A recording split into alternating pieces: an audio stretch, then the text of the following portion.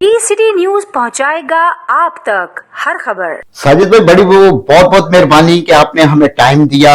आप माशाल्लाह कश्मीर के यहाँ पे प्रेसिडेंट भी हैं और कोऑर्डिनेटर हैं आप जनरल हमीद गुल की पार्टी के। अच्छा सर, कश्मीर में जो इतनी मसले मसाइल है, कशीदगी है, हम हमेशा ये कहते हैं कि कश्मीर बनेगा पाकिस्तान। आप क्या समझते हैं कि कश्मीरी भी चाहते हैं कि हम पाकिस्तान नहीं बने? औज़ुबिल्लाहि मिनश्शैतानिर्रजीम, बिस्मिल्लाहिर्रहमानिर्रहीम।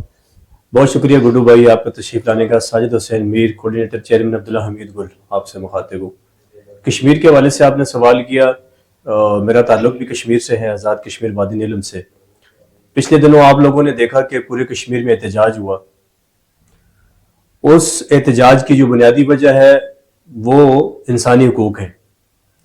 और कोई भी शख्स पाकिस्तान हो, कश्मीर हो, चारों सूबों में कोई भी जगह हो, जबकि पूरी दुनिया भी हो, इंसानी हुकूक की खिलाफ वर्जी को कोई भी बर्दाश्त नहीं करता। एक वहाँ पसमानदा इलाका है, वहाँ यकीनन कुछ चीज़ों की कमी है, एजुकेशन का मसला है, हेल्थ का मसला है।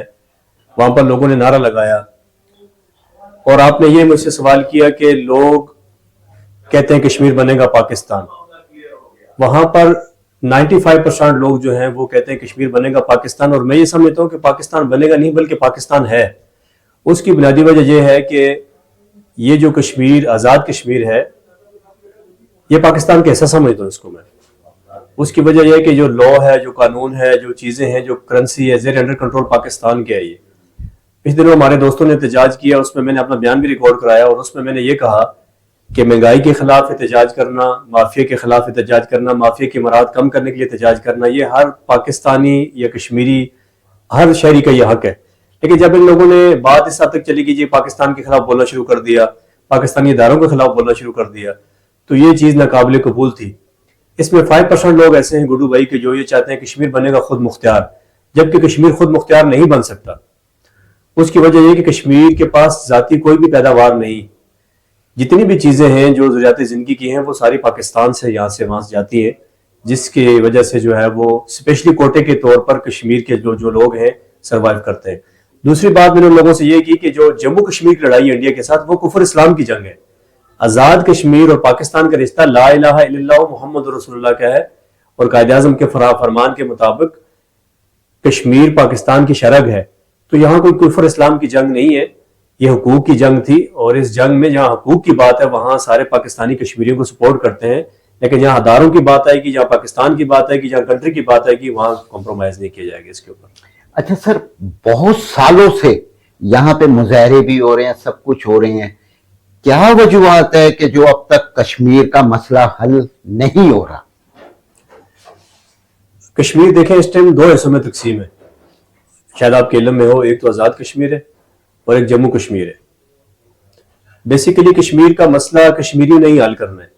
ये जो पूरा कश्मीर आज़ाद होगा, आज़ाद कश्मीर, जम्मू कश्मीर एक अलग, ये पूरी रियासत है।